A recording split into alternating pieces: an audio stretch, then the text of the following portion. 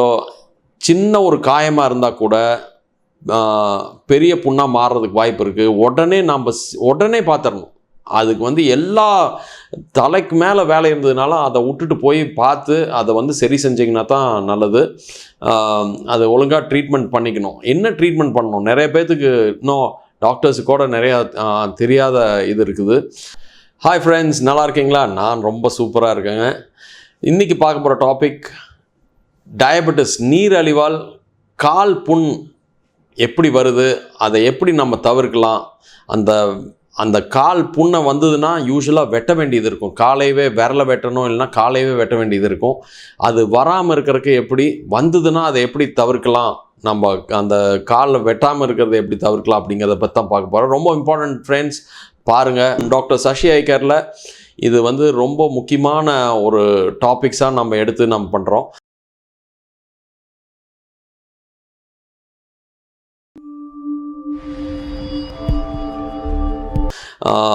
இந்த விஷயம் சர்க்கரைனால் வரக்கூடிய ப்ராப்ளம். இதில் கால் புண்ணு வரும். கண்ணில் இந்த புண்ணு வர மாதிரி, கண்ணுக்குள்ளார லீக்கேஜ் வர மாதிரி காலில் புண்ணு வரும். நமக்கு தெரியவே தெரியாது. சர்க்கரை இருக்கிறவங்க நல்லா கவனிச்சுக்குங்க. இது மெயினாக அந்த கால் விரல் இருக்குது இல்லையா, விரல் கீழே தான் வரும். மேலே தெரிஞ்சதுன்னா கூட நம்ம பார்ப்போம், கீழே வரும், வலியே இருக்காது. ஸோ நிறையா பேர்த்துக்கு இதெல்லாம் சரியாக போயிடும் அப்படின்னு நினச்சிடுவோம். கொஞ்ச நாள் விட்டிங்கன்னா சும்மா ஒரு நாள் 2 நாளைக்குள்ளார அந்த விரல் அழுகி போயிடும். தக்காளி அழுகிற மாதிரி அழுகி போயிடும். அழுகி போய் அப்புறம் வெட்ட வேண்டியதாக இருக்கும். அதை எடுக்கலை அப்படின்னா, அதை வெட்டலை அப்படின்னா நீங்கள் அடுத்தது காலில் இருக்கிற மற்ற அந்த என்டையர் இதுக்கும் பரவி இந்த இதுக்கு மேலே, முட்டுக்கு மேலே நம்ம எடுக்க வேண்டியது இருக்கும். அபவ் ஆங்கிள் எடுக்க வேண்டியது இருக்கும். ஸோ குவிக்காக நம்ம ஆக்ட் பண்ணணும். ஸோ இதை எப்படி நாம் வராமல் தடுக்கலாம், வந்ததுன்னா அதை எப்படி கால் வெட்டாத மாதிரி நம்ம ப்ரிவெண்ட் பண்ணலாம். பட் அதை குவிக்காக பண்ணணும். ஆக்ஷன் ரொம்ப ரொம்ப முக்கியம். அதுக்காக தான் இந்த வீடியோ.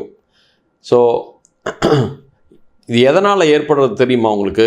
இந்த சர்க்கரை இருக்கிறவங்களுக்கு இந்த ரத்தத்தில் சர்க்கரை ஜாஸ்தி இருக்கிறதுனால இரத்த குழாய்கள், சின்ன இரத்த குழாய்கள்லாம் அடைச்சிக்கும். அது அடைச்சிக்கிறதுனால அந்த விரலுக்கு போகிற ரத்த ஓட்டமே இருக்காது. அந்த ரத்த ஓட்டம் போகலின்னா இந்த செல்ஸ் அந்த விரலே அப்படியே கருப்பாக ஆரம்பிச்சிடும். ஸோ இந்த கருப்பாகிறது தான் முதல்ல புண்ணாகும். புண்ணாகி அப்படியே அது இன்ஃபெக்ட் ஆகி அப்படியே கருப்பாயிரும். கேங்க்ரீன்னு பேர். இந்த ரத்த ஓட்டமே சுத்தமாக இருக்காது. ஸோ சின்ன ஒரு காயமாக இருந்தால் கூட பெரிய புண்ணாக மாறுறதுக்கு வாய்ப்பு இருக்குது. உடனே பார்த்துடணும். அதுக்கு எல்லா தலைக்கு மேலே வேலை இருந்ததுனால அதை விட்டுட்டு போய் பார்த்து அதை சரி செஞ்சிங்கன்னா தான் நல்லது. அதை ஒழுங்காக ட்ரீட்மெண்ட் பண்ணிக்கணும். என்ன ட்ரீட்மெண்ட் பண்ணணும்? நிறைய பேர்த்துக்கு இன்னும் டாக்டர்ஸுக்கு கூட நிறையா தெரியாத இது இருக்குது. நாம் இந்த இதுக்கு அந்த அல்சருக்கு நாம் ஆக்சிஜன் தெரப்பி இருக்குது, ஸ்டெம் செல் தெரப்பி இருக்குது, பிளேட்லெட் ரிச் பிளாஸ்மா இருக்குது. இதெல்லாம் வச்சு பண்ணோம்னா நாம் விரலை காப்பாற்றலாம், காலை காப்பாற்றலாம்.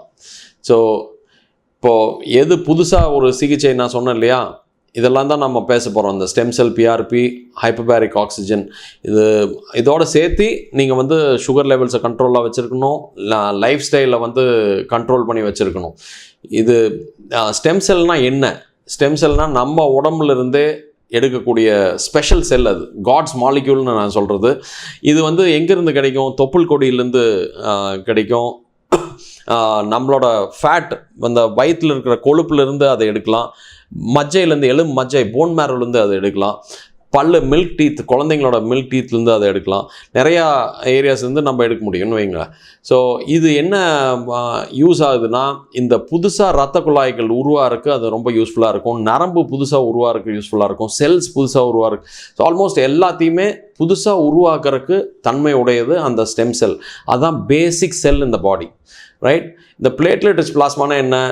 அது நம்ம ரத்தத்துலேருந்தே எடுத்து அந்த பிளேட்லெட்ஸை மட்டும் 5 மடங்கு அதிகப்படுத்தி அதை திரும்ப போடுறப்போ அதுதான் பவர் ஹவுஸ் ஆஃப் ஹீலிங் சொல்லுவாங்க. அந்த நம்ம ஆறக்கூடிய தன்மை அதில் தான் நிறையா இருக்குது.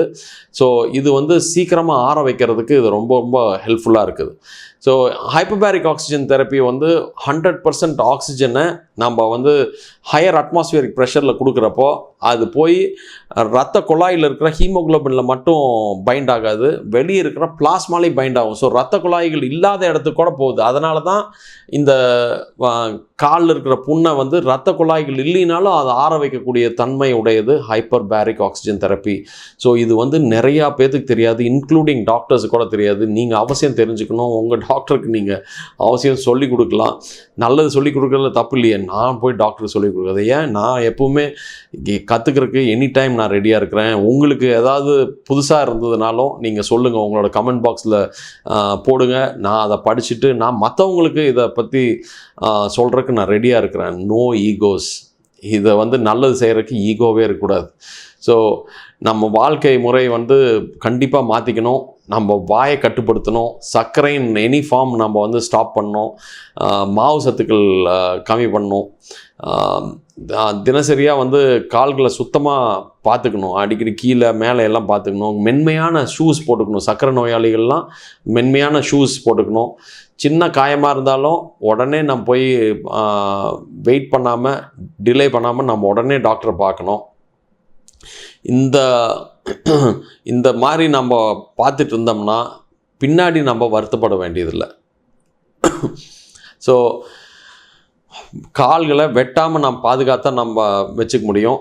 நம்ம ஹாஸ்பிட்டலில் நிறையா பேருக்கு இந்த மாதிரியான மாடர்ன் மாதிரியான ட்ரீட்மெண்ட்ஸு நாம் நிறைய சொல்லிகிட்ருக்குறோம், அறிவுரை சொல்லிகிட்ருக்குறோம். உங்களுக்கு வேறு இந்த ப்ராப்ளமாக இருந்தாலும் சரி, வேறு ஏதாவது பிரச்சனையாக இருந்தாலும் வந்து நம்மள்கிட்ட ஒரு கன்சல்டிங் வரலாம். என்ன செய்யணுங்கிறத நான் சஜஸ்ட் பண்ணுவேன். I can also show you யார் பெஸ்ட்டாக பண்ணுறாங்க என்னங்கிறதையும் I can guide you, right? So இந்த மாதிரி உங்களுக்கு இந்த வீடியோ உங்களுக்கு பிடிச்சிருந்தது அப்படின்னா நீங்கள் அவசியம் ஒரு லைக் பண்ணுங்கள், சப்ஸ்கிரைப் பண்ணுங்கள். அண்ட் உங்களுக்கு தெரிஞ்ச உங்கள் ஃப்ரெண்ட்ஸ், ரிலேட்டிவ்ஸ் யார் இருக்கிறாங்களோ அவங்கள மறக்காமல் இந்த வீடியோ ஷேர் பண்ணுங்கள். நீங்கள் நல்லா உங்கள் குடும்பத்தில் யாராவது டயபெட்டிக் ஃபுட் அல்சர் இருக்கிறவங்களுக்கு இது மறக்காமல் நீங்கள் ஷேர் பண்ணுங்கள். ஒன்ஸ் அகெயின் நான் சொல்கிறேன், இது வந்து ரொம்ப ரொம்ப முக்கியமானது. ஒரு ஆளோட கால் காப்பாற்றினீங்கன்னா நீங்கள் வாழ்க்கை ஃபுல்லாக நீங்கள் சந்தோஷமாக இருப்பீங்க. அப்பாடா, என்னால் தான் அது காப்பாற்றினாங்க. Thank you friends. அடுத்த வீடியோவில் சந்திக்கும் வரை விடைபெறுவது டாக்டர் சசிகுமார். பபாய்.